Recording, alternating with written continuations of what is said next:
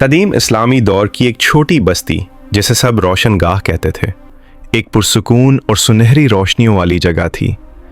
یہاں کے مکانات مٹی کی اینٹوں سے بنے، کھجور کے درختوں سے گھرے اور ہر صبح اذان کی گونج سے جگتے۔ بستی کے لوگ سادگی، تقوی اور اللہ کی رضا کی تلاش میں زندگی گزارتے۔ ہر شام مٹی کی خوشبو ہوا میں گھل جاتی اور لوگوں کے دلوں کو سکون پہنچاتی۔ ایک روشن صبح انیتا اپنی بڑی ماں کے ساتھ کھجور کے درختوں کے نیچے بیٹھی تھی۔ ہوا میں مٹی کی خوشبو گھل رہی تھی اور پرندے اپنی نغمگی میں مشغول تھے۔ بڑی ماں نے نرم لہجے میں کہا، بیٹی انیتا، یاد رکھو، اللہ کے راستے میں جو عمل خلوص کے ساتھ کیا جائے وہ کبھی ضائع نہیں ہوتا۔ انیتا نے دل میں اس بات کو بٹھا لیا اور اپنے دوستوں اور علی کے ساتھ فیصلہ کیا کہ آج وہ جنگل میں جائیں گے، کیونکہ پچھلے دنوں گاؤں کے جنگل میں ایک زخمی ہرن کے بارے میں سنا گیا تھا۔ ہر کسی نے دل میں دعا کی، یا اللہ، ہمیں نیکی اور خدمت کا راستہ دکھا اور ہمیں خلوص عطا فرما۔ گاؤں کی پرانی گلیوں سے نکل کر وہ جنگل کی گہری راہوں کی طرف بڑھے۔ راستہ پہاڑی اور پتھریلا تھا، کبھی کبھی زمین پر گہرے کھڑے اور کانٹے دار جھاڑیاں آ جاتی تھیں جن سے بچنا مشکل تھا۔ انیتا نے اپنی دوستوں کا ہاتھ تھام کر کہا، ڈرنا نہیں، اللہ کی رضا کے لیے ہم سب مضبوط ہیں۔ صبح کی دھوپ درختوں کے پتوں سے جھلملاتی ہوئی زمین پر پڑ رہی تھی، لیکن جنگل کے اندر دھوپ کم اور سایہ زیادہ تھا، اور کبھی کبھی پرانی درختوں کی شاخیں راستے میں رکاوٹ ڈالتی تھیں۔ علی نے ہمت بڑھاتے ہوئے کہا، ہم قریب پہنچ چکے ہیں، تھوڑا صبر اور حوصلہ۔ چند لمحے بعد وہ زخمی ہرن کے پاس پہنچے۔ ہرن زمین پر پڑا، اس کی ٹانگ زخمی تھی اور وہ ہلنے جلنے سے قاصر تھا۔ انیتا نے آہستہ سے قدم بڑھایا اور نرم انداز میں کہا، ہم تمہاری مدد کریں گے۔ علی نے انیتا کا ہاتھ پکڑ کر کہا، جلدی کرو، یہ جانور بہت کمزور ہے۔ لڑکیاں پانی اور تازہ گھاس لے آئیں اور علی زخمی ٹانگ پر پٹی باندھنے لگا۔ انیتا نے دل میں دعا کی، یا اللہ، اس معصوم کی مدد کو قبول فرما اور ہمیں صبر کی توفیق دے۔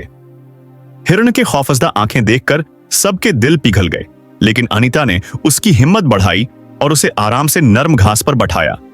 جب انیتا اور دوست ہرن کی خدمت میں مصروف تھے، سادھو کمار جنگل کی طرف آئے۔ ان کی نگاہ سب پر پڑی اور وہ مسکرا دیے۔ انہوں نے انیتا سے کہا، بیٹی، یہ نیکی دل کی روشنی ہے۔ اللہ کے راستے میں خلوص کے ساتھ کی گئی خدمت دل کو بلند کرتی ہے، تمہارے اعمال کو برکت ملے گی۔ انیتا نے عاجزی سے جواب دیا، سادھو کمار صاحب، ہم سب اللہ کی رضا کے لیے خدمت کر رہے ہیں۔ سادھو کمار نے سر ہلا کر کہا، بیٹی، یاد رکھو، ہر نیکی کا صلہ دنیا میں نہ ملے تو آخرت میں ضرور ملے گا۔ صبر اور خلوص کے ساتھ کام کرو۔ چند دن بعد گاؤں میں قحط پڑا، فصلیں کم ہو گئیں اور لوگ پریشان تھے۔ انیتا، بڑی ماں، علی، لڑکیاں اور سادھو کمار نے مل کر سب کے لیے کھانے اور پانی کا انتظام شروع کیا۔ ہر کوئی اپنی استطاعت کے مطابق حصہ ڈال رہا تھا۔ بڑی ماں نے نصیحت کی، بیٹی انیتا اور بچے، یاد رکھو، اللہ کے راستے میں خدمت اور نیکی کبھی ضائع نہیں جاتی۔ صبر اور محنت سے ہر مشکل آسان ہو جاتی ہے۔ زخمی ہرن بھی اب صحتیاب ہو چکا تھا اور بچوں کے ساتھ کھیلنے لگا۔ گاؤں کے لوگ دیکھ کر خوش ہوئے اور انیتا اور دوستوں کی تعریف کرنے لگے۔ ایک دن انیتا اور علی جنگل کے گہرے حصے میں گئے تاکہ زیادہ کھجور اور جڑی بوٹی لائیں۔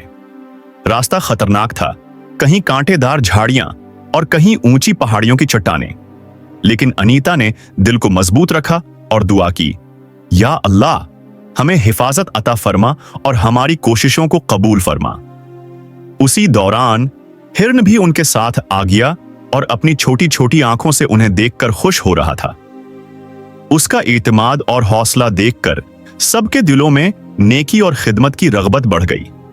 ایک رات انیتا نے خواب میں دیکھا کہ ہرن بول رہا ہے، تمہاری نیکیوں کی برکت سے گاؤں میں خوشحالی آئی ہے، اللہ تم سب کو جزائے خیر دے گا۔ انیتا نے اپنی بڑی ماں اور دوستوں کے ساتھ دعا کی، یا اللہ، ہمیں نیکی کرنے کی توفیق ہمیشہ عطا فرما اور ہمارے دلوں میں خلوص پیدا رکھ۔ صبح جب وہ جاگی تو گاؤں میں خوشی اور سکون کی فضا تھی۔ ہر شخص انیتا، دوستوں اور سادھو کمار کی نیکی کی تعریف کر رہا تھا۔ انیتا، بڑی ماں، علی، لڑکیاں اور سادھو کمار کی محنت اور نیکی کی وجہ سے گاؤں میں خوشحالی لوٹ آئی۔ सब ने सीखा अल्लाह की रिजा के लिए की जाने वाली नेकी कभी जाया नहीं जाती और हर अच्छा अमल बरकत लाता है। गांव के लोग अब नेकी और खिदमत के रास्ते पर चलने लगे। जख्मी हिरण भी गांव का दोस्त बन गया और बच्चों के खेल में शरीक होता रहा।